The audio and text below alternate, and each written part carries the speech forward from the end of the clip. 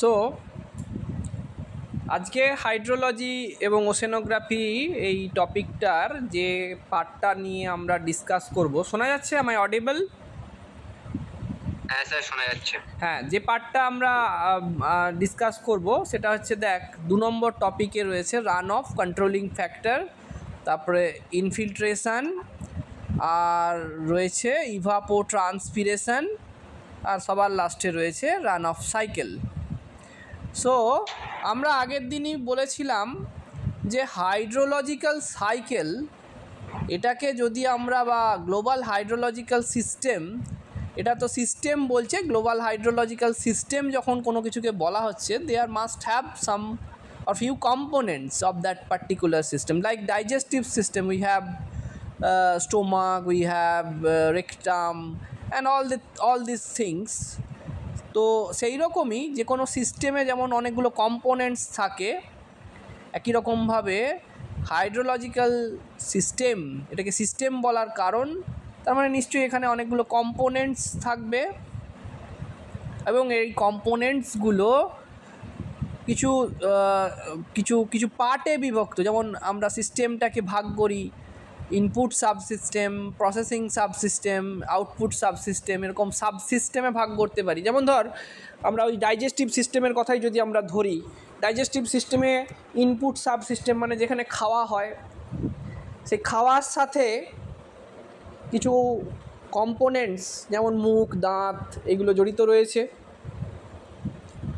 So these are all components associated with digestive system, এর first subsystem which is input subsystem, যেখানে খাবার গ্রহণ করা হয়, ইনপুট করা হয়, ইনপুট দেওয়া হয়। ওকে, তাহলে এই ইনপুট সাবসিস্টেমের কম্পোনেন্টসগুলো মুখ, দাঁত, হ্যাঁ, এইগুলো হচ্ছে আমার ইনপুট সাবসিস্টেমের কম্পোনেন্টস। এরপর হচ্ছে প্রসেসিং, মানে খাবারটা খাওয়ার পর সেই খাবারটা প্রসেস হয়, গলা দিয়ে নামে, তারপরে খাদ্যনালী দিয়ে পাকস্থলিতে আসে, সেখানে হজম হয়। হজম হওয়ার পর কিছুটা খাবার ক্ষুদ্রান্তে বিভিন্ন অর্গানস দিয়ে আত্তীকরণ হয়, শরীরে এনার্জির জন্য সেটা ইউজ হয়, ঢুকে যায় রক্তের মধ্যে, রসের মধ্যে। তারপরে বাকি যেটা পড়ে থাকে সেটা মলাশয়ে আসে। তার মানে এই যে টোটাল ব্যাপারটা, এটা হচ্ছে প্রসেসিং সাবসিস্টেম, যেখানে রয়েছে খাদ্যনালী, রয়েছে পাকস্থলী, রয়েছে ক্ষুদ্রান্ত, রয়েছে বৃহদান্ত, রয়েছে এই টোটাল কম্পোনেন্টসগুলো প্রসেসিং সাবসিস্টেমের সাথে যুক্ত। আবার আউটপুট সাবসিস্টেমও রয়েছে, যেখানে মল দিয়ে বেরিয়ে যাচ্ছে, সেখানে মলদার রয়েছে। হ্যাঁ, এই সমস্তগুলো হচ্ছে, এই কম্পোনেন্টসগুলো হচ্ছে আউটপুট সাবসিস্টেম। সেই একই রকমভাবে হাইড্রোলজিক্যাল সিস্টেমকে যদি আমরা ইনপুট, আউটপুট এবং প্রসেসিং, ইনপুট, প্রসেসিং, আউটপুট, এই তিনটে পার্টে বা তিনটে সাবসিস্টেমে ভাগ করে দিই, তাহলে আমার বল ইনপুটের সাথে কোন কোন কম্পোনেন্টস বা কোন কোন পার্টগুলো জড়িত রয়েছে। ইনপুট মানে যেখানে জল হাইড্রোলজিতে বা যুক্ত হচ্ছে, তার মানে এখানে রয়েছে আমাদের কি রয়েছে ইনপুট সাবসিস্টেমে? বৃষ্টিপাত, তুষারপাত, এগুলো রয়েছে ইনপুটে। তাহলে এগুলো যদি ইনপুটে হয়, এগুলো কোথা থেকে আসছে? ইভাপোরেশন থেকে আসছে, বাষ্পমোচন, বাষ্পীভবন থেকে আসছে। ইভাপোরেশন, ট্রান্সপিরেশনও তাহলে ইনপুটের মধ্যেই পড়ছে, তাই না? তাহলে ইভাপোরেশন, ট্রান্সপিরেশন আর হচ্ছে rainfall, these are all the components of input sub system. তাছাড়াও তো এখানে ভূমিভাগে পড়ছে, সেই ভূমির উচ্চতা, ঢাল, এইগুলো তো সেকেন্ডারি এলিমেন্টস হিসেবে কাজ করছে ইনপুটের ক্ষেত্রে। কিন্তু মেন যে কম্পোনেন্ট, সেগুলোর মধ্যে কি হচ্ছে? তাহলে বৃষ্টিপাত, বাষ্পীভবন, বাষ্পমোচন, এগুলো হচ্ছে ইনপুট সাবসিস্টেমের মধ্যে পড়ছে। এরপরে প্রসেসিং হয় যখন, তখন কি হয়? রান অফ হয়, আর না হলে ইনফিল্ট্রেশন হয়।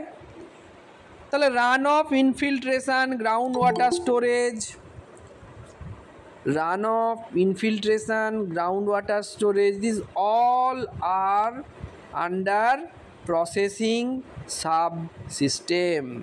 ঠিক আছে, so these all are the components of processing subsystem. Am I clear to all of you?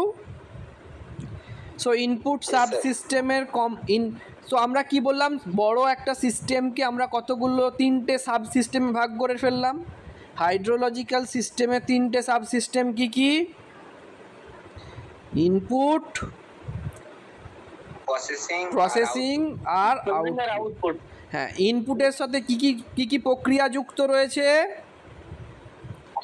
ইনপুটের সাথে যুক্ত রয়েছে আগে না বৃষ্টিপাত আগে বলো বাবা, বাষ্পীভবন, বাষ্পমোচন, তাই তো? মানে ইভাপোরেশন আর ট্রান্সপিরেশন, ইভাপোট্রান্সপিরেশন মানে একসাথে ইভাপোট্রান্সপিরেশন বলে। তারপরে হচ্ছে বাষ্পীভবন, বাষ্পমোচনের পাশাপাশি হচ্ছে বৃষ্টিপাত। বৃষ্টিপাতের বিভিন্ন ধরন, বৃষ্টিপাত না বলে ওটাকে অধঃক্ষেপণ বলাটাই ভালো, কারণ অধঃক্ষেপণের একটা ভাগ হচ্ছে বৃষ্টিপাত। আর ইনপুটের পর যেটা 2 নম্বর সাবসিস্টেম, সেটা হচ্ছে কি? প্রসেসিং। সেই প্রসেসিংয়ের সাথে যুক্ত প্রক্রিয়াগুলো কি কি? Run of, infiltration, ground water storage করা বা গ্রাউন্ড ওয়াটার, এইগুলো হচ্ছে প্রসেসিং এই সাবসিস্টেমের সাথে যুক্ত।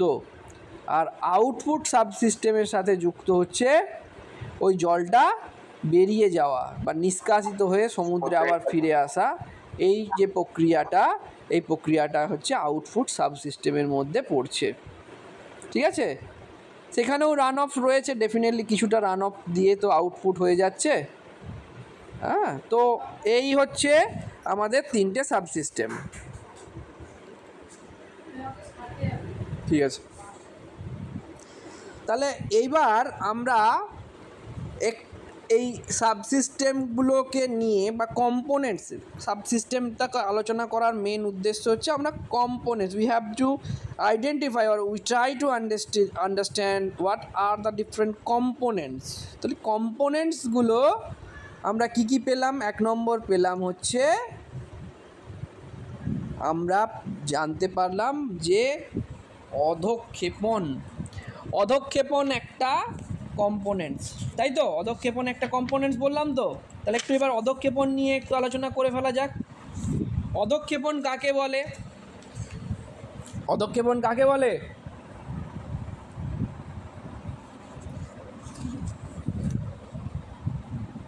কিরে যখন বাষ্পীভূত উপরে উঠে যায়, তারপরে যখন শীতল হয়ে নিচে নামে, তাকে বলে? হ্যাঁ, জল যখন বায়ুমণ্ডল থেকে আবার ভূপৃষ্ঠে ফিরে আসছে, সে যে কোনো ফর্মেই ফিরতে পারে। তরল হলে, তরল আকারে ফিরলে তাকে বৃষ্টিপাত বলবো, কঠিন আকারে ফিরলে তাকে তুষারপাত বলবো। যেভাবেই ফিরুক না কেন, যখন এটা আবার ভূপৃষ্ঠে ফিরে আসছে তখন সেটাকে বলা হচ্ছে অধঃক্ষেপণ বা প্রেসিপিটেশন। প্রেসিপিটেট মানে হচ্ছে ফিরে আসা, প্রেসিপিটেট নিচে নেমে আসা, পতন, ভূপৃষ্ঠে পতন, এটাকেই বলা হচ্ছে অধঃক্ষেপণ।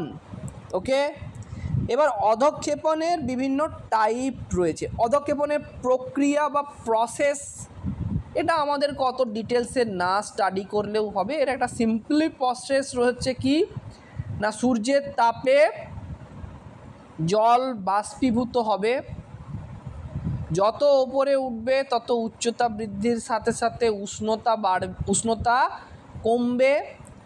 উষ্ণতা কমলে বায়ুতে যে জলীয় বাষ্পের ধারণ ক্ষমতা সেটা হ্রাস পাবে, তার ফলে জলীয় বাষ্পটা ক্ষুদ্র ক্ষুদ্র জলকণায় পরিণত হবে। এই জলকণা বাতাসে ভাসমান ছোট ছোট ধূলিকণাকে আশ্রয় করে তারা ভাসতে থাকবে। তারপর প্রত্যেকের সাথে যুক্ত হয়ে ছোট জলকণাগুলো থেকে মেঘ সৃষ্টি হবে। সেই মেঘে যখন বেড়ে যাবে, তার যখন ভার বেড়ে যাবে, তখন আর যখন আকাশে ভেসে থাকতে পারবে না, তখন সেটা বৃষ্টিপাত আকারে মাটিতে ঝরে পড়বে বা তুষারপাত আকারে মাটিতে ঝরে পড়বে। যখন নিচে ঝরে পড়ছে, যদি জল বা লিকুইড ফরম্যাটে ঝরে পড়ে তখন তাকে বৃষ্টিপাত বলবে, আর যদি বরফ আকারে ঝরে পড়ে তখন সেটাকে তুষারপাত বা হিমানি সম্প্রদায়, যাই হোক এরকম ধরনের বিভিন্ন নামে এই অধঃক্ষেপণকে নামাঙ্কিত করা হয়েছে। অর্থাৎ টোটাল প্রক্রিয়াটা আমরা ক্লাইমেটোলজি যখন আমরা 4th সেমিস্টারে ছিলাম তখন এই অধঃক্ষেপণের যে প্রক্রিয়া, কিভাবে মেঘ তৈরি হয়, কিভাবে সেখান থেকে বৃষ্টিপাত হয়, সেটা আমরা ডিটেলসে পড়েছি। তো যদি কারো মনে হয় যে আমরা ভুলে গেছি তাহলে ওটাকে আরেকবার রিভিশন করে নেবে। তাহলে what are the process of precipitation বা অধঃক্ষেপণের বিভিন্ন প্রক্রিয়াগুলো কি কি, কারো বুঝতে কোনো অসুবিধে নেই আশা করছি। এইবার আমরা আসছি যে what are the different types or forms of precipitation. Forms of প্রেসিপিটেশনটা কি, বিভিন্ন ফর্মসগুলো কি কি, ধরন বা রূপগুলো কি কি। 1 নম্বর হচ্ছে কি না বৃষ্টিপাত। বৃষ্টিপাত এটা একটা ধরন। তোরা জানিস যে প্রেসিপিটেশন বা অধঃক্ষেপণের একটা সবথেকে মেজর ফর্ম হচ্ছে বৃষ্টিপাত। কখন বৃষ্টিপাত বলবো? যখন লিকুইড আকারে পড়বে এবং ওই জলের কণার যখন ব্যাস 0.5 মিলিমিটারের থেকে বড় হবে তখন সেটাকে আমরা বৃষ্টিপাত বলবো। দেখ, অধঃক্ষেপণের একটা ভাগ হচ্ছে বৃষ্টিপাত, আর বৃষ্টি বলবো তখনই যখন কণাটার ব্যাস, জলকণার ব্যাস 0.5 মিলিমিটারের থেকে বেশি হবে। খুব মন দিয়ে এই মাইনিউট যে পার্থক্যগুলো এগুলো লক্ষ্য কর। তাহলে এক, জল আকারে পড়বে, তাই তো?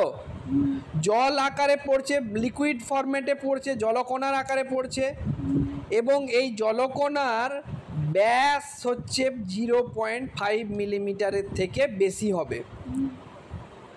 ঠিক আছে?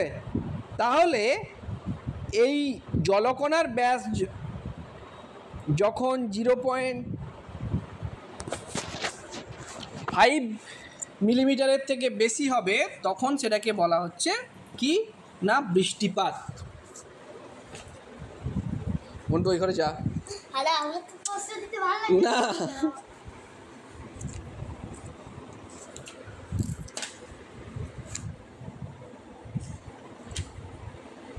এইবার দেখ, আমি যেটা শেয়ার করেছি এটা দেখতে পাচ্ছিস কিছু? না দেখ, কিছু দেখা যায়নি। না না না, 1 সেকেন্ড শেয়ার করি। এই বৃষ্টিপাত আবার 3 রকমের হয়। কি কি হয় বৃষ্টিপাত? 3 রকমের। কি কি বৃষ্টিপাত? 3 রকমের বৃষ্টিপাতের নাম বলতে পারবি কেউ? একটা পরিচলন বৃষ্টিপাত। আচ্ছা, ভেরি গুড। আর কি হলো রে? শৈলক্ষেপ বৃষ্টিপাত। শৈলক্ষেপ বৃষ্টিপাত। আর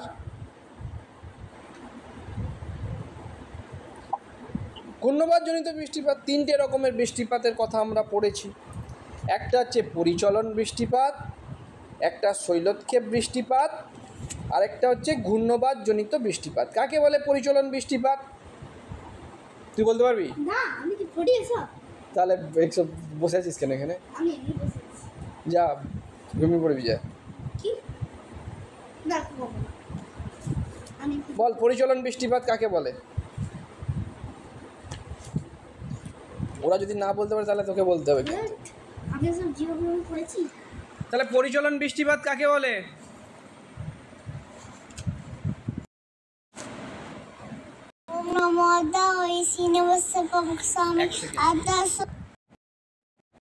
দাঁড়া, সোমা ম্যাডাম ফোন করছে, একটু 1 সেকেন্ড।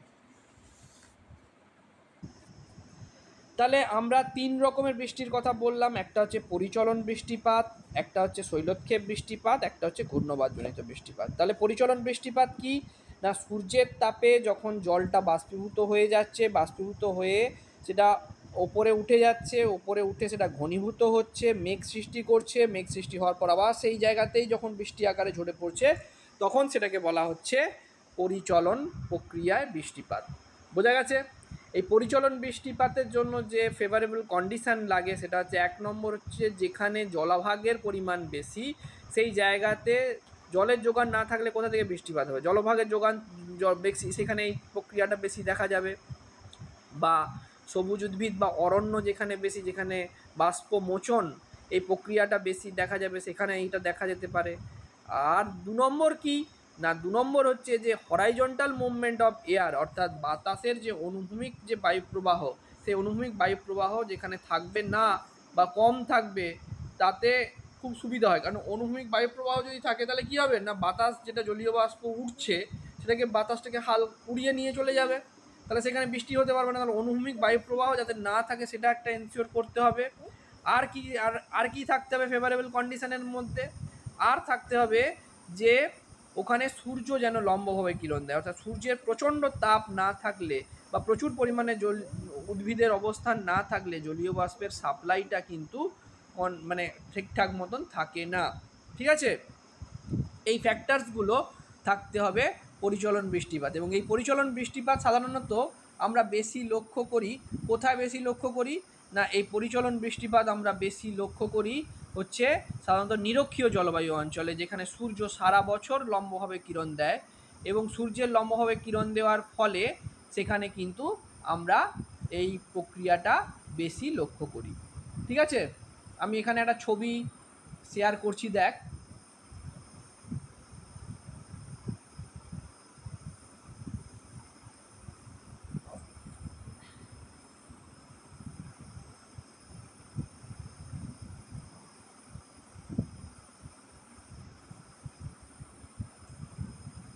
ছবিটা নেই তো এখানে সেরকম হবে,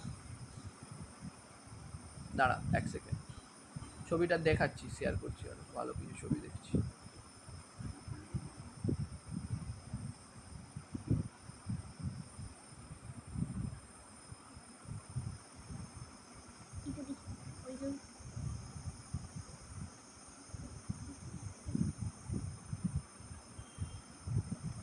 এটা দেখা যাচ্ছে? এটা জুম কর, ওই ছবির জায়গাটা জুম কর। হ্যাঁ স্যার দেখা যায়। আর ইনস্টাগ্রামের ছবি রে বাবা।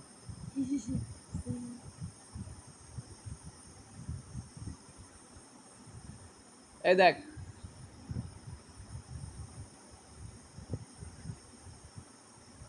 যেখানে জল সেখানেই ওপরে উঠছে, ঘনীভূত হচ্ছে, বৃষ্টি আকারে সেই জায়গাতেই পড়ছে। এটা হচ্ছে আমাদের কি রেনফল না পরিচলন বৃষ্টিপাত। এই যে পরিচলন বৃষ্টিপাত, দেখ এখান থেকে জল উঠছে, ওপরে উঠছে, সেখানেই বৃষ্টি হচ্ছে, এটা হচ্ছে হ্যাঁ পরিচলন বৃষ্টিপাত। এবারে শৈলক্ষেপ বৃষ্টিপাতে কি হবে না, জলীয় বাষ্প হলো, জলটা জলীয় বাষ্প হলো, তারপরে জলীয় বাষ্প হওয়ার পর বাতাস তাকে উড়িয়ে নিয়ে যাচ্ছে, নিয়ে গিয়ে দেখ পর্বতে এটা আঘাত খাচ্ছে, পর্বতে আঘাত খেয়ে সেটা পর্বতের গা বেয়ে বেয়ে ওপরের দিকে উঠছে, পর্বতের গা বেয়ে যখন ওপরের দিকে উঠছে এবং সেটা যত ওপরের দিকে উঠছে তত ঘনীভূত হচ্ছে এবং ঘনীভূত হয়ে ঠান্ডা হয়ে ঘনীভূত হয়ে মেঘ সৃষ্টি করছে এবং পর্বতের ঢালে ওটা কিন্তু বৃষ্টি আকারে ঝরে পড়ছে। দেখতে পাচ্ছিস এই যে পর্বতের ঢালে বৃষ্টি আকারে ঝরে পড়েছে। ঠিক আছে, এটা হচ্ছে উইন্ডওয়ার্ড সাইডে এটা বৃষ্টি আকারে ঝরছে। আর ওইটাই যখন লিওয়ার্ড সাইডের দিকে যাচ্ছে, যেটা বৃষ্টির ছায়া অঞ্চল সৃষ্টি করছে, সেই দিকে বৃষ্টিপাত হচ্ছে না, কারণ তখন মেঘটাতে আর জলীয় বাষ্প সেরকমভাবে নেই এবং তার ফলে কি হচ্ছে না, ওখানে জলীয় বাষ্প না থাকার কারণে বৃষ্টি হচ্ছে না এবং মেঘের ওখানে ডাউনওয়ার্ড মুভমেন্টস দেখা যাচ্ছে।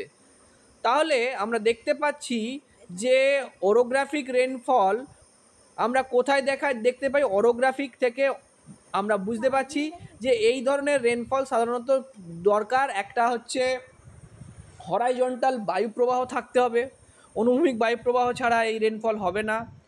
অনুভূমিক বায়ুটা অনন্তকাল বয়ে যেতে পারে যদি না সামনে বাধা হিসেবে পর্বত অবস্থান করে, তাহলে পর্বত বাধা হিসেবে অবস্থান করলে তবে ওই অনুভূমিক বায়ুটা এসে ধাক্কা খাবে পর্বতে, তারপরে পর্বতের গা বেয়ে ওপরে উঠবে, ঠান্ডা হবে, ঠান্ডা হয়ে ঘনীভূত হয়ে মেঘ সৃষ্টি করবে, সেখানে বৃষ্টিপাত ঘটাবে।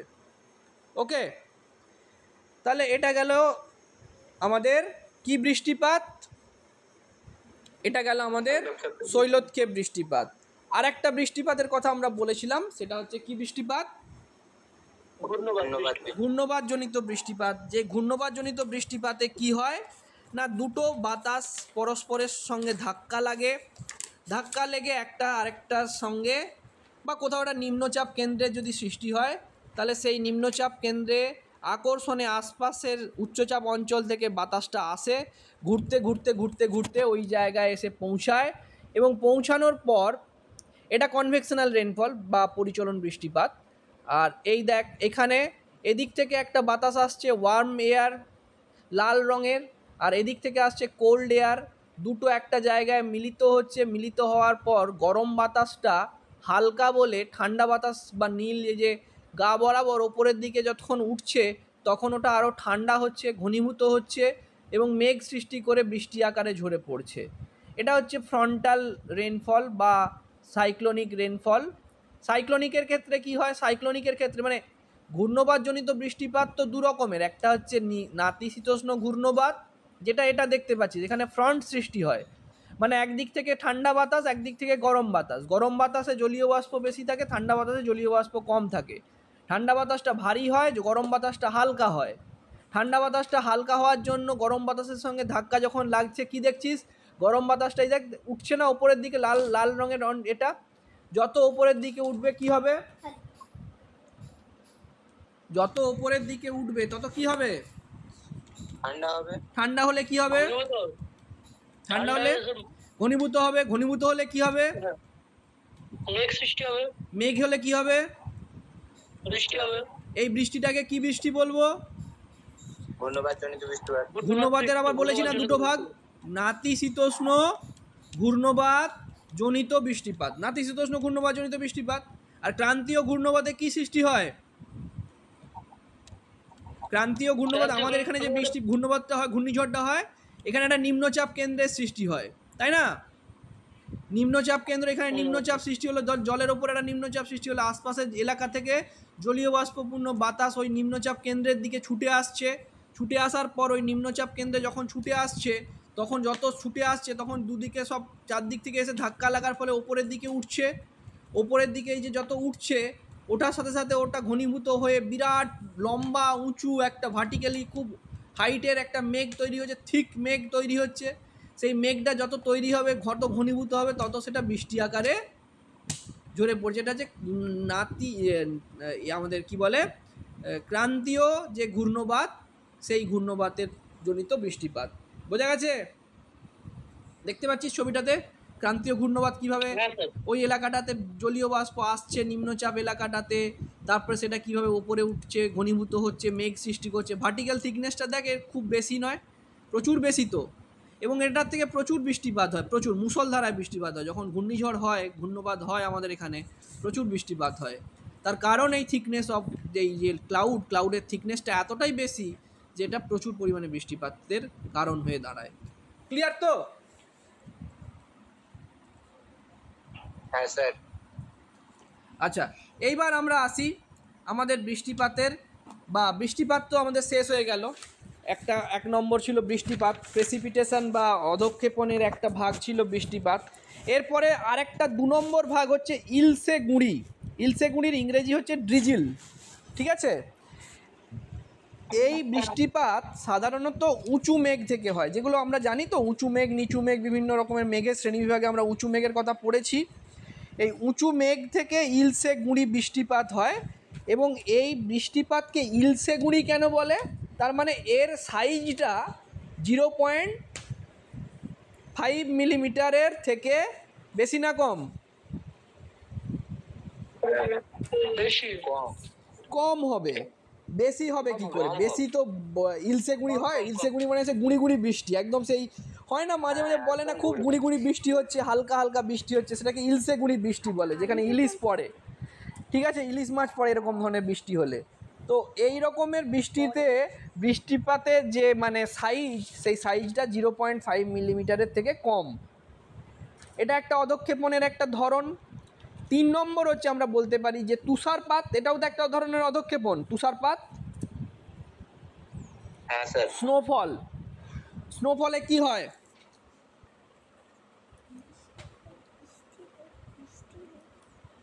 স্নোফলটা বল, কি জিনিসটা স্নোফল? যখন আবহাওয়া ঠান্ডা থাকে তখন বৃষ্টিপাত মানে জল আকারে না পড়ে বরফ আকারে পড়ে, তখনই স্নোফল। এক্স্যাক্টলি তাই। স্নোফল হচ্ছে কি না, মেঘ থেকে নেমে আসা যে স্ফটিকগুলো, যেগুলো নেমে আসে মেঘ থেকে, যে জলের কণার মতন যে স্ফটিকগুলো নেমে আসে, যদি যে পথ দিয়ে নেমে আসছে সেই পথটা গরম হয় বলে তবে সেটা গলে গিয়ে বৃষ্টি আকারে জমে। কিন্তু ওই পথটা ধর পৃথিবীর নাতিশীতোষ্ণ মণ্ডল বা হিমমণ্ডলের দেশ যেগুলো, সেখানে তো রাস্তাটাই ঠান্ডা, পুরো রাস্তাটাই আকাশ থেকে মানে মাটি পর্যন্ত যে পথটা, সেই পথটাই ঠান্ডা। তাহলে সেই পথটা যদি ঠান্ডা হয়, তাহলে ওই যে ক্রিস্টালসগুলো যেগুলো নেমে আসছে, সেগুলো বায়ুমণ্ডলের মধ্যে দিয়ে যখন পড়ছে, তখন সেটা ষড়ভুজের আকৃতি ধারণ করে এবং অতি সূক্ষ্ম পেঁজা তুলো যেরকম দেখতে হয়, সেই রকম পেঁজা তুলোর মতন দেখতে পাচ্ছিস ক্রিস্টালগুলোর এগুলো কি সুন্দর ষড়ভুজের মতন দেখতে না? তুষারপাত, স্নোফল, এইটা দেখার জন্যে কত লোকে কত ঠান্ডার দেশে যায়, হ্যাঁ, স্নোফল দেখতে। আমাদের দেশে তো পার্বত্য এলাকাগুলোতে কিছু কিছু জায়গায় স্নোফল হয়। তোরা তো বোধহয় স্নোফল দেখেছিস না, দেখিস নি না? সিল্ক রুটে স্নোফল পাসনি, যখন গেছিলি সেই সময় স্নোফলে। কিন্তু তখন হয়নি। হ্যাঁ, সেই সময়টায় পরে যদি আমরা নভেম্বর ডিসেম্বরে যেতাম, তাহলে যে রাস্তাটা আমরা গেছিলাম সেই রাস্তাটা পুরো বরফে ঢাকা থাকতো এবং স্নোফল হয় ওই রাস্তাটায় প্রচণ্ড। ঠিক আছে, তাহলে আমরা দেখতে পেতাম, দেখতে পেতাম তাহলে স্নোফল। এরপরে হচ্ছে কি না, বরফ শলাকা বা আইস নিডলস, আইস নিডলসও পড়তে পারে, আইস নিডলসও পড়তে পারে। এই আইস নিডলসগুলো কী কী কীরকম ধরনের হয় সাধারণত? না, আইস নিডলস বলতে বলছে যে যে পার্বত্য অঞ্চলে বা মেরু প্রদেশে জলীয় বাষ্প ঘনীভবনের ফলে যে সূক্ষ্ম বরফের দানা বাতাসে ভেসে বেড়ায়, দানা বাতাসে ভেসে বেড়ায়, সেগুলোকে বলা হচ্ছে আইস নিডল। ওকে, এই দানাগুলো বাতাসে হালকা হালকা করে দানা আকারে ভেসে বেড়ায়। ওকে, এই আইস নিডল ছাড়াও হতে পারে শিলাবৃষ্টি, হতে পারে যেটাকে হেল বলা হয়। শিলাবৃষ্টি তো তোরা অনেকেই দেখেছিস, তাই তো? শিলাবৃষ্টি দেখেছিস তো? আমাদের এখানেও হয় যে শিলাবৃষ্টি, দেখ সিল পড়েছে বলে না, রাস্তায় সিল পড়েছে, বৃষ্টি হয়েছে প্রচুর সিল পড়েছে, মানে এটা হচ্ছে বৃষ্টির সাথে সাথে প্রচুর বরফের টুকরো পড়ে। এবং শিলাবৃষ্টিতে যেটা বরফগুলো পড়ে, সেই বরফের টুকরোগুলোর ব্যাস 5 মিলিমিটার থেকে 50 মিলিমিটার। আমরা বৃষ্টি কণার ব্যাস কত জেনেছিলাম? 0.5 মিলিমিটার। আর শিলাবৃষ্টিতে এই যে পড়া পদার্থটার ব্যাস 5 থেকে 5.5 নয়, কিন্তু 5 থেকে 50 মিলিমিটার। ওকে, ওটাও আবহাওয়া ঠান্ডা থাকলেই তো হয়। আবহাওয়া ঠান্ডা থাকলে হয়, বা ক্রিস্টালটার সাইজটা যদি খুব বড় হয়ে যায় তখন সেটা হতে পারে শিলাবৃষ্টি। যখন ওই অ্যাকচুয়ালি যে মেঘে যেটা ফর্ম হয়, সেটা তো অ্যাকচুয়ালি ওই বরফেরই মতন টুকরো, বরফের টুকরো। ওই বরফের টুকরোটা যখন রাস্তায় আসছে গরমে, ওই রাস্তায় বায়ুমণ্ডলের সাথে ফ্রিকশানে গলে গিয়ে বৃষ্টি আকারে ঝরে পড়ে। বুঝতে পারছিস? অ্যাকচুয়ালি আসছে ওই শিলাবৃষ্টি আর বৃষ্টি সব একসঙ্গে আসছে। এবার যেটুকু গলে যাচ্ছে সেটা বৃষ্টি হচ্ছে, আর যেটা গলছে না লাস্ট পর্যন্ত, সেটা শিল আকারে জমে যাচ্ছে। বুঝতে পারা গেল ব্যাপারটা? মানে টাইমিংসটা এতটাই কম বা হাইটটা এতটাই লো রেঞ্জ থেকে নেমে আসছে যে ওইটা পুরোটা গোলের নিচে পর্যন্ত জল আকারে বা বৃষ্টি আকারে যে পড়বে তার আগেই ওটা নিচে পড়ে যাচ্ছে। তাই জন্য জলের সঙ্গে সঙ্গে শিলাবৃষ্টি বলছে কেন? শিলা মানে তার সঙ্গে জল অবশ্যই আছে, বৃষ্টি হচ্ছে, এবং তার সাথে যে মা যেটার থেকে তার জন্ম হয়েছে, ওই শিলগুলো থেকেই অ্যাকচুয়ালি এই বৃষ্টির কণাগুলো জন্ম হয়েছে। ওইগুলোই আসল ছিল অ্যাকচুয়ালি, ওগুলোর থেকেই গলে গিয়ে জলের কণার জন্ম হয়েছে, তাই ওইগুলোকে শিলাবৃষ্টি বলছে। ঠিক আছে? এছাড়া হিমানি সম্প্রপাত বা রিমস রয়েছে, এগুলো তোরা দেখিস নি, এরা পার্বত্য অঞ্চলে রিমস হয়। হিমানি সম্প্রপাত আমরা লক্ষ্য করি। হিমানি সম্প্রপাত অ্যাকচুয়ালি কি না, অত্যধিক শীতল হলে কুয়াশা কঠিন হয়ে যায় এবং অধক্ষেপণ যখন হয় কুয়াশাটা, ওটাকে বলা হয় তখন হচ্ছে রিমস। ঠিক আছে, এই দেখ কুয়াশা সাদা হয়ে গেছে চারিদিকটা, রিমস এটাকে বলা হয়। ঠিক যেমন কুয়াশাতে আমরা কি দেখি জলের মতন পড়ে, কিন্তু এখানে সাদা বরফের মতন কুয়াশার হালকা হালকা দেখা যায়। আর একটা হচ্ছে যে হিমায়িত বৃষ্টি, যা ফ্রিজিং রেন, শীতকালে মাটির তাপমাত্রা যদি একেবারে হিমাঙ্কের নিচে থাকে তাহলে বৃষ্টির ফোঁটা মাটিতে পড়ার সাথে সাথে আবার জমাট বেঁধে বরফে পরিণত হয়ে যায়, তখন সেটাকে বলা হচ্ছে ফ্রিজিং রেন। এই হচ্ছে আমাদের ডিফারেন্ট টাইপস অফ প্রেসিপিটেশন। তাহলে precipitation is one of the component of আমাদের হাইড্রোলজিক্যাল সাইকেল বা গ্লোবাল হাইড্রোলজির একটা কম্পোনেন্ট। এর বিভিন্ন টাইপসগুলো আমরা পড়লাম, এটা কিভাবে তৈরি হয় সেটা পড়লাম। এবার অধঃক্ষেপণকে আমরা মেজার করি বিভিন্ন রকমের যন্ত্রপাতির সাহায্যে, সেগুলো খুব একটা পড়ে না, তাও জানলে জেনে রাখতে পারিস। এছাড়াও যেটা আমাদেরকে জানতে হবে সেটা হচ্ছে এই বৃষ্টিপাত আমাদেরকে কিভাবে এই বৃষ্টিপাতটা আমাদেরকে প্রভাবিত করে, এই আমাদের টোটাল বিষয়টাকে, infiltration ball, run of ball, total বিষয়টাকে কিভাবে প্রভাবিত করে সেটা আমরা একটু জানি। এবার তোদেরকে আমি একটা মনে হয় স্টাডি মেটেরিয়ালস পাঠিয়েছি, একবার ওই স্টাডি মেটেরিয়ালসটা একটু খোল।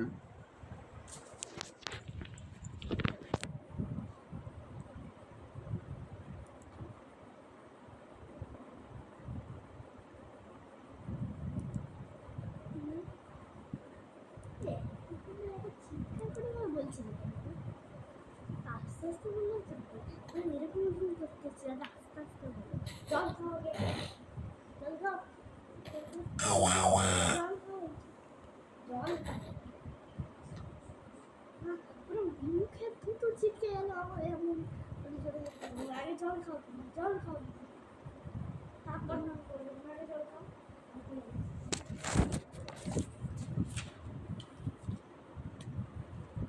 আমি যাচ্ছি জল।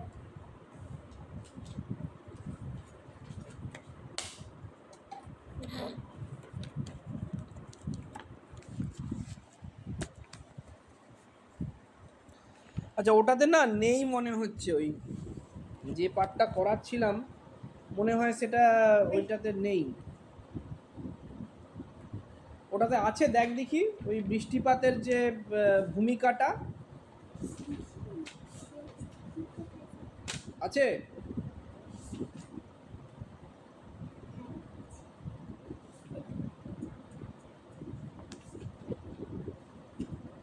দেখতে পাচ্ছি না তো।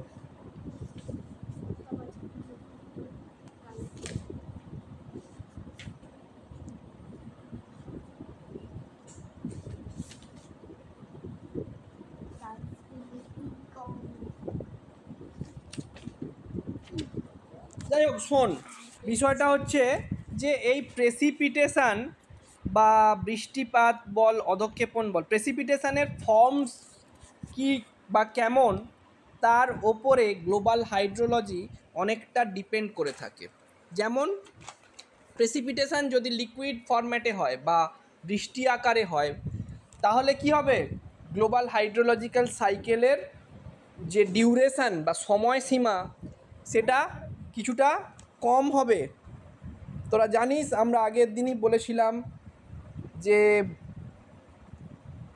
হিমানি সম্প্রপাতের ক্ষেত্রে বা বরফ যদি হয়ে যায় সেইটা আবার ফিরে আসতে যে টাইমটা লাগে সেই টাইমটা প্রায় 1000 বছর বলেছিলাম না।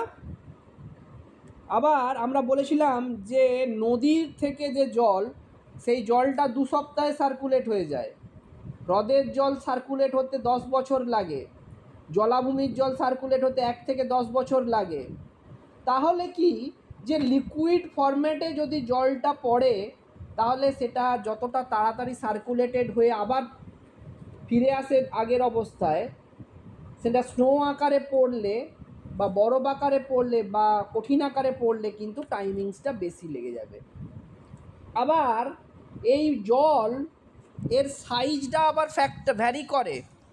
যেমন যদি বৃষ্টির পরিমাণ বেশি হয় তাহলে রান অফ বেড়ে যাবে, যদি বৃষ্টির পরিমাণ কম হয় কিন্তু সেটা অনেকক্ষণ ধরে হয়, ডিউরেশনটা অনেক বেশি সময় ধরে হয়, কিন্তু কম পরিমাণে হচ্ছে, গুঁড়ি গুঁড়ি বৃষ্টি হচ্ছে, সারাদিন ধরে বৃষ্টি হচ্ছে, তাহলে কী হবে? ইনফিল্ট্রেশন বাড়বে না রান অফ বাড়বে? যদি রান অফ বাড়বে। কি করে বাড়বে বাবা? যদি অনেকক্ষণ ধরে হয় বৃষ্টিটা, হ্যাঁ মাটি শুষে নেবে, হ্যাঁ, মাটি শুষে নেবে, ইনফিল্ট্রেশন তাহলে ইনফিল্ট্রেশন বাড়বে। আর যদি কম সময় ধরে হয়, এই বেশি কম সময় ধরে হয় কিন্তু মুষলধারায় হয়, তাহলে রান অফ বাড়বে, তখন রান অফ বেড়ে যাবে। হ্যাঁ, তাহলে এইটা একটা ফ্যাক্টর যে কতক্ষণ ধরে হচ্ছে, কত কি ব্যাপার, এইগুলোর একটা একটা বিরাট বড় প্রভাব বিস্তার করে। আর কি আছে? আর কি এই অধঃক্ষেপণের আর কি প্রভাব রয়েছে? অধঃক্ষেপণের সঙ্গে যারা এই অধঃক্ষেপণের ওপরে ডিপেন্ড করে আছে, সবুজ উদ্ভিদ, এরা এই জলের ওপরে ডিপেন্ড করে আছে তো, তাহলে হ্যাঁ, স্যার। গ্লোবাল হাইড্রোলজিক্যাল সাইকেলে অধঃক্ষেপণের একটা বিরাট বড় ভূমিকা রয়েছে, কারণ অধঃক্ষিপ্ত জলটাই বাষ্পীভূত হয়ে যাওয়ার সোর্স, বা যে জলটা বাষ্পীভূত হবে তার সোর্সটা কোথায়? বৃষ্টিপাত বা অধঃক্ষেপণ। যে জলটা বাষ্পমোচন হবে আবার বায়ুমণ্ডলে ফিরবে, তার সোর্স কোথায়? তাহলে অধঃক্ষেপণ যদি না হতো তাহলে এই জিনিসগুলো পাওয়া যেত না, তাই না? অধঃক্ষেপণ যদি না হতো তাহলে এই জলটা কোথা থেকে পেত? তাহলে অধঃক্ষেপণের সিগনিফিকেন্সটা বোঝা গেছে? হ্যাঁ স্যার। এরপরে আমরা 2 নম্বরে যেটা রয়েছে, দেখ তোদের সিলেবাসে কি ছিল? 2 নম্বরে কি ছিল রে? ইনফিল্ট্রেশন, আর একটা হচ্ছে প্রেসিপিটেশন, আর একটা হচ্ছে বাষ্পমোচন বা ইভাপোরেশন এবং ইভাপোট্রান্সপিরেশন। ঠিক আছে, এবার সেইটা সম্বন্ধে একটু আমরা জেনে নিই। বইটা দেখ, বাষ্পমোচন কাকে বলে বলতে পারবি কেউ?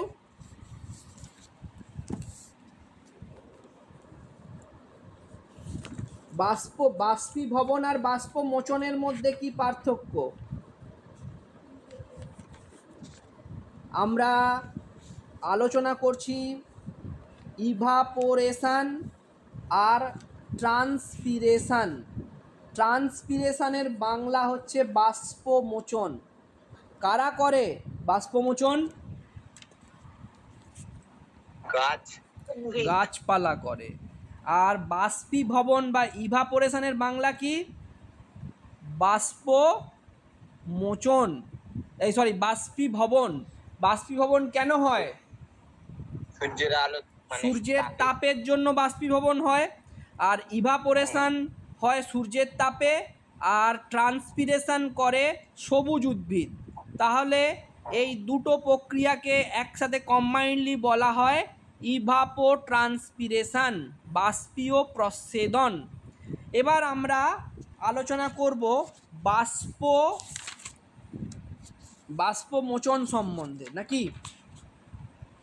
পদক্ষেপণ হয়ে গেছে।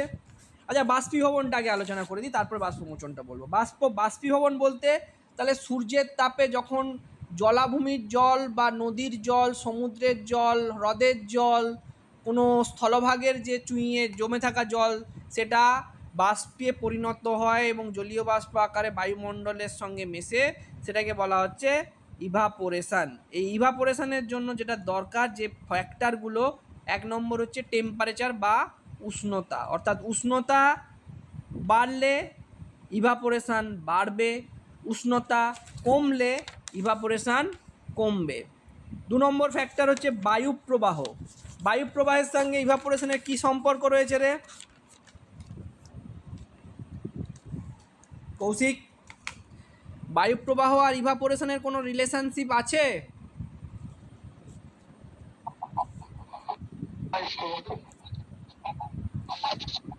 বায়ুপ্রবাহ হলে ধর এখন এখন এখন সূর্যের তাপে জল বাষ্পে পরিণত হচ্ছে, বায়ু এলো সেই জলীয় বাষ্পটাকে উড়িয়ে নিয়ে চলে গেল, তাহলে সেই জায়গাটা আবার ফাঁকা হয়ে গেছে।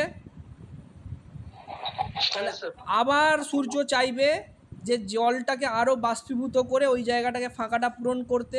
তাহলে বায়ুপ্রবাহ হলে যদি জলীয় বাষ্প যেটা জমবে সেটা উড়ে চলে যাবে এবং সেখান থেকে আবার কি হবে? আবার সেখানে বেশি পরিমাণে বাষ্পীভবন হবে, বাষ্পীভবন। তাই না? এবারে বায়ুচাপ বাষ্পীভবনকে কিভাবে নিয়ন্ত্রণ করে?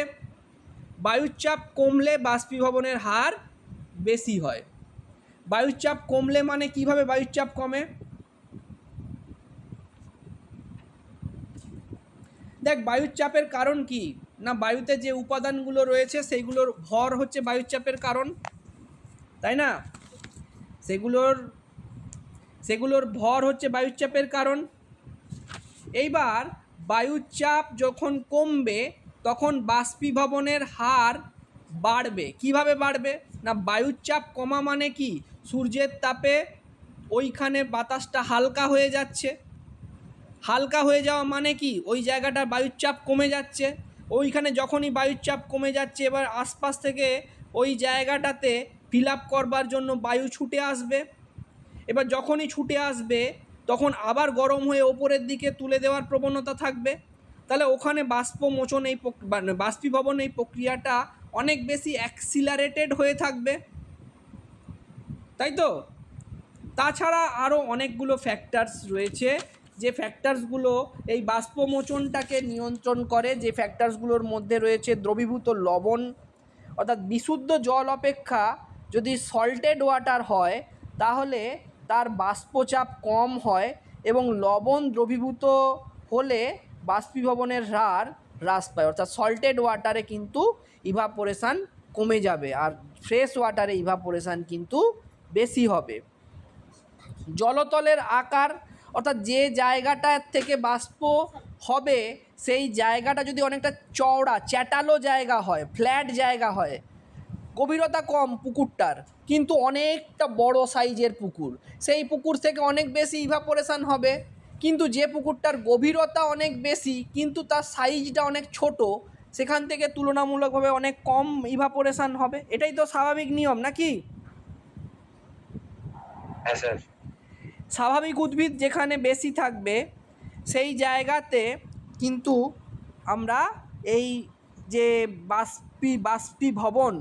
বাষ্পীভবনের হারটা কিন্তু আমরা দেখতে পাই বেশি হয়। তো এগুলো হচ্ছে বাষ্পীভবনের ফ্যাক্টর। এই বাষ্পীভবনটা কিভাবে গ্লোবাল হাইড্রোলজিক্যাল সাইকেলকে প্রভাবিত করে, দেখ এগুলো 5 নম্বরের ছোট ছোট প্রশ্ন আকারে পড়তে পারে।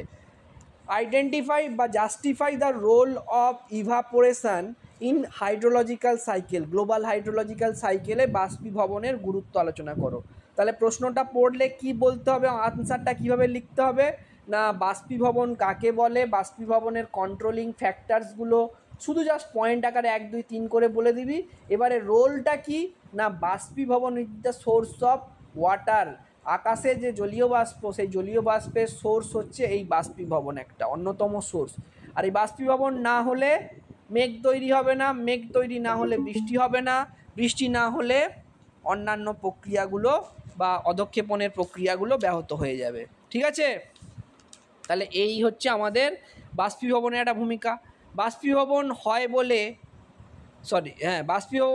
বলে আমরা বৃষ্টি পাই, আর বৃষ্টি পাই বলে আমরা সবুজ উদ্ভিদগুলো বা অন্যান্য জায়গায় জল পায়, সেই জলটা আবার এইটাকে অ্যাক্সিলারেটেড করতে সাহায্য করে। তাহলে টোটাল প্রক্রিয়াটা অত্যন্ত গুরুত্বপূর্ণ। এইবার আমরা যেটা পরে জানবো সেটা হচ্ছে প্রচ্ছেদন বা বাষ্পমোচন। বাষ্পমোচনটায় কি হয়, সবুজ উদ্ভিদ তার যে পত্ররন্ধ্র, সেই পত্ররন্ধ্র দিয়ে তার শরীরের অতিরিক্ত জলীয় বাষ্প আকারে যখন বায়ুমণ্ডলে বের করে দেয় তখন সেটাকে বলা হয় বাষ্পমোচন। বাষ্পমোচনের কতগুলো পদ্ধতি তো তোরা জানিস, এগুলো বায়োলজির ব্যাপার, এগুলোকে পড়তে হবে না, খুব একটা বেশি ইম্পর্টেন্ট সেরকম কিছু নয়। এবং বাষ্পমোচনের বিভিন্ন রকমের প্রকারভেদ রয়েছে, সেগুলোও খুব বিশাল ইম্পর্টেন্ট কিছু নয়। এবার এই বাষ্পমোচনের যে সমস্ত ইয়েগুলো রয়েছে, যে প্রভাব রয়েছে, বাষ্পমোচনের মেল প্রভাব হচ্ছে এটাও বায়ুমণ্ডলে যে জলীয় বাষ্প, সেই জলীয় বাষ্পের যোগান দিতে এই বাষ্পমোচন একটা উল্লেখযোগ্য ভূমিকা পালন করে। তাই জন্য দেখবি সুন্দরবন অঞ্চলে পশ্চিমবাংলার অন্যান্য এলাকার তুলনায় একটু বৃষ্টিপাতের পরিমাণটা বেশি। তার কারণ হচ্ছে সুন্দরবনে বিরাট বড় ম্যানগ্রোভের জঙ্গল রয়েছে, যে জঙ্গল থেকে প্রচুর পরিমাণে জলীয় বাষ্প বায়ুমণ্ডলে যুক্ত হয়।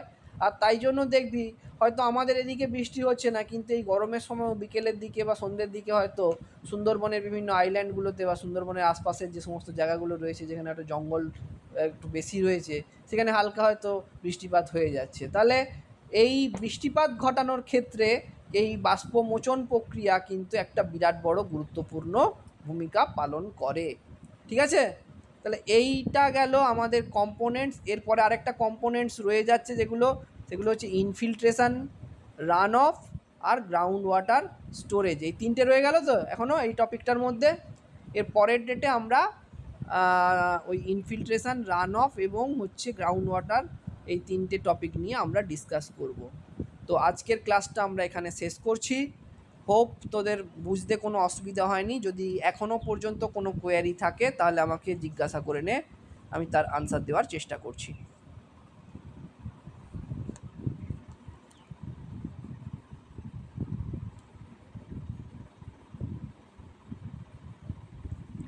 কারো কোনো প্রশ্ন বা জিজ্ঞাসা আছে?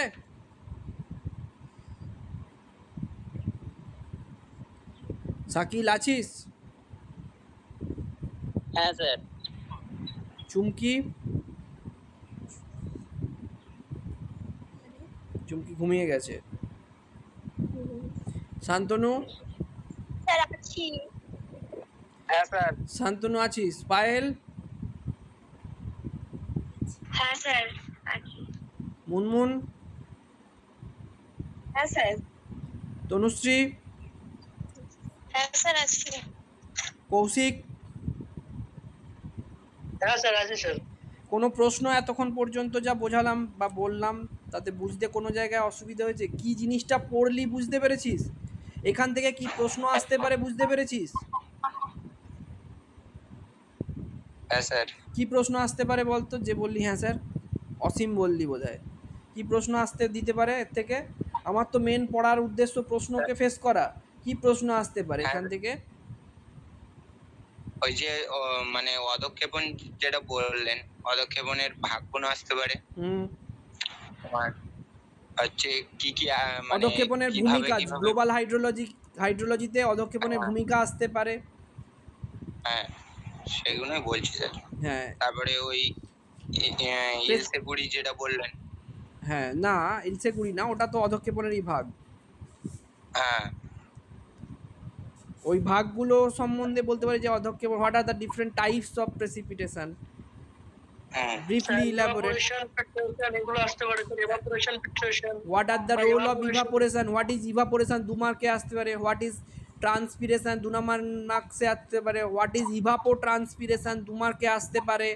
What are the role of evapotranspiration in global hydrology, অর্থাৎ গ্লোবাল হাইড্রোলজিতে ইভাপো ট্রান্সপিরেশনের ভূমিকা। What are the role of evaporation in global hydrology, 2 mark বা 5 মার্কে আসতে পারে। What are the role of transpiration in global hydrology, global হাইড্রোলজিতে ট্রান্সপিরেশন বা বাষ্পমোচনের ভূমিকা আসতে পারে। ঠিক আছে, এই রকম প্রশ্ন আসতে পারে। এগুলো তাহলে এই ইভাপোরেশন বল বা বাষ্পমোচনী বল বা অধক্ষেপণী বল, এগুলো কি অ্যাকচুয়ালি গ্লোবাল হাইড্রোলজিক্যাল সিস্টেমের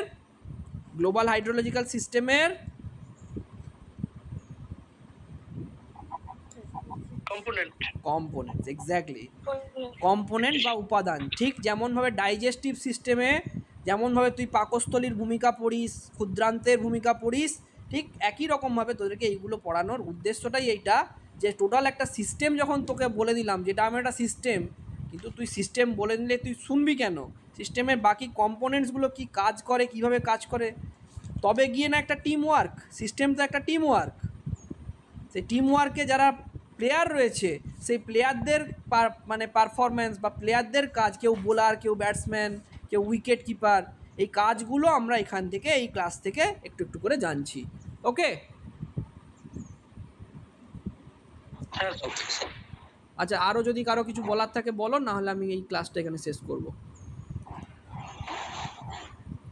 বলছি গ্লোবাল হাইড্রোলজিক্যাল সাইকেল আর হাইড্রোলজিক্যাল সাইকেল কি একই বিষয়, মানে একই বিষয়টা মোরললেস একই হলেও গ্লোবাল হাইড্রোলজিক্যাল সাইকেল বলতে সারা পৃথিবীতে, যেমন দেখ আমি যদি বলি সংসার, পৃথিবীর বিশ্ব সংসার, তার মধ্যে তোর সংসারও রয়েছে, কৌশিকের সংসারও রয়েছে, অসীমের সংসারও রয়েছে, আমাদের সংসারও রয়েছে, XYZ প্রত্যেকের ফ্যামিলি রয়েছে।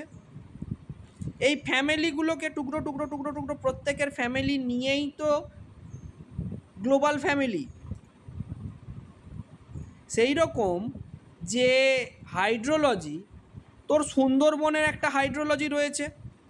সুন্দরবনে দেখ এখন হয়তো পরিচলন প্রক্রিয়া বৃষ্টিপাত হচ্ছে, সুন্দরবনে এখন হয়তো ওয়েদার একরকম, সেই জলটা একরকম হয়ে বঙ্গোপসাগরে চলে যাচ্ছে, কিন্তু সুন্দরবনে জলটা যেভাবে সার্কুলেট হচ্ছে আর সেই একইভাবে কিন্তু পার্বত্যে আজকে মিরিকে বা আজকে শিটংয়ে বা আজকে সিল্ক রুটের কোনো জায়গায় একই রকম হাইড্রোলজি তো নয়, একটু অন্য রকমের। কিন্তু সবটা সাম আপ করলে যা জমা খরচা, প্রত্যেকের জমা খরচা নিয়ে তো একটা সামারি, এই টোটালটাকেই বলা হচ্ছে গ্লোবাল হাইড্রোলজি। বোঝা গেছে ব্যাপারটা? গ্লোবাল হাইড্রোলজি আর লোকাল হাইড্রোলজি, লোকাল হাইড্রোলজিগুলোকে যোগ করলেই হবে গ্লোবাল হাইড্রোলজি। হিঙ্গলগঞ্জ, হাসনাবাদ, হাবি জাবি, XYZ বিভিন্ন জায়গা নিয়ে তবে তো পৃথিবী, তাই না? প্রত্যেকটা জায়গার হাইড্রোলজিক্যাল সিস্টেম বা হাইড্রোলজিক্যাল যে সেই হাইড্রোলজিক্যাল সিস্টেমগুলোকে একসাথে যোগ করলে হবে গ্লোবাল হাইড্রোলজিক্যাল সিস্টেম। ঠিক আছে? যেমন ঠিক বিন্দু বিন্দু দিয়ে সিন্ধু হয়, সেরকম প্রত্যেকটা জায়গার লোকাল হাইড্রোলজিক্যাল সিস্টেম দিয়ে হয় গ্লোবাল হাইড্রোলজিক্যাল সিস্টেম। আচ্ছা, আমার আর 1% চার্জ আছে। আই থিঙ্ক আমি আর কারো কোনো প্রশ্ন বা জিজ্ঞাসা নেই, যদি না থাকে তাহলে আমি মিটিংটাকে এখানে ওভার করব। হ্যাঁ স্যার, ঠিক আছে। ওকে, বেস্ট অফ লাক। আমরা আবার কালকে হয়তো ক্লাস নেব, জানিয়ে দেব। ওকে ওকে, ঠিক আছে, ওকে, টাটা।